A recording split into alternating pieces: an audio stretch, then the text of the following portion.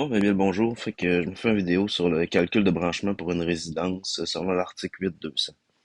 Donc, en tant que tel, là-dessus, il va falloir tenir compte des charges de base, du chauffage, de la cuisinière, des chauffe-eau sans réservoir, des charges de plus de 1500 watts, des bornes de recharge. Pour ce qui est de la charge de base, ça dépend du nombre de mètres carrés de la bâtisse. Donc, ça inclut tout ce qui est l'éclairage et les prises de courant.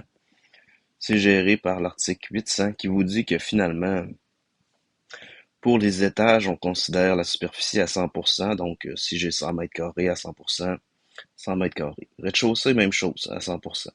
Sous-sol, lui, il est compté à 75%, donc si j'ai 100 mètres carrés, il va compter pour 75 mètres carrés, ce qui ferait que là-dessus, j'aurais un total de 275 mètres carrés à tenir compte.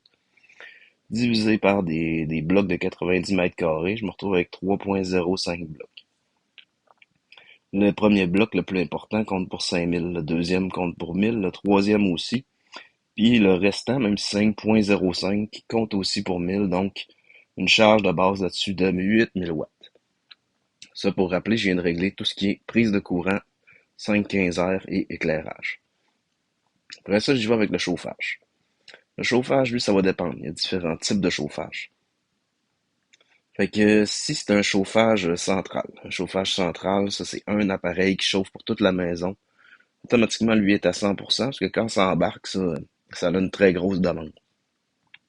Tout ce qui est des systèmes à combustion, là, que ce soit au bois, au mazout ou au gaz, compte pas. Parce que les autres fonctionnent selon une prise de courant normale. Même pour le poêle à bois, là, dans le fond, il n'y a aucune demande là-dessus. Après ça, si vous avez des appareils autonomes, des plaintes de chauffage, ça, les 100 premiers, les 10 premiers kilowatts comptent à 100%, puis l'excédent compte à 75%. S'il y a de la climatisation, est-ce qu'on la compte? Ça dépend. On va considérer la pire des charges. Fait que si j'ai de la climatisation avec un appareil à combustion, il va falloir que je la compte. Mais habituellement, la climatisation est moins importante que les appareils de chauffage. Donc, on considère seulement la charge la plus importante, donc probablement le chauffage. Après ça, cuisinière. La cuisinière, on considère que si c'est une cuisinière de 12 kilowatts ou moins, on compte 6 kilowatts. 6 kilowatts pour les 12 premiers kilowatts. Puis ce qui dépasse 12 kilowatts, on le compte à 40%. Donc on additionne ça. Les chauffe-eau sans réservoir, les spas, les chauffe-piscines, des systèmes qui peuvent chauffer finalement toute la journée.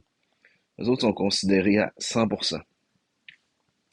Par là, sur les charges de plus de 1500 watts, là-dessus on compte chauffe-eau, sécheuse. Donc eux autres sont comptés à 25%. Pour ce qui est des bornes de recharge, là c'est là que c'est un peu plus complexe. Ça va dépendre.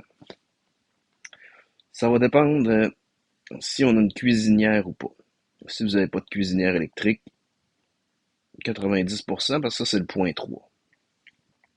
Si vous avez une cuisinière électrique, après ça, il va falloir regarder. Est-ce que vous avez un chauffe-eau électrique? Si vous avez un chauffe-eau électrique, oui. Là, après ça, il va falloir regarder les appareils de chauffage autonome. Est-ce qu'il y a au moins 14 kilowatts de charge par appareil autonome?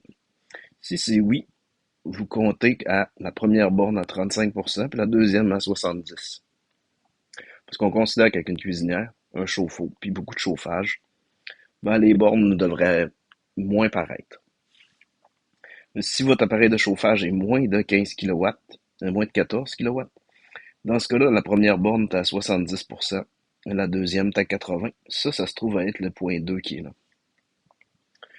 Si vous avez une cuisinière, un chauffe-eau, pas de chauffe-eau électrique, c'est-à-dire, dans ce cas-là, vous tombez aussi dans le cas 3, qui va la faire compter à 90%.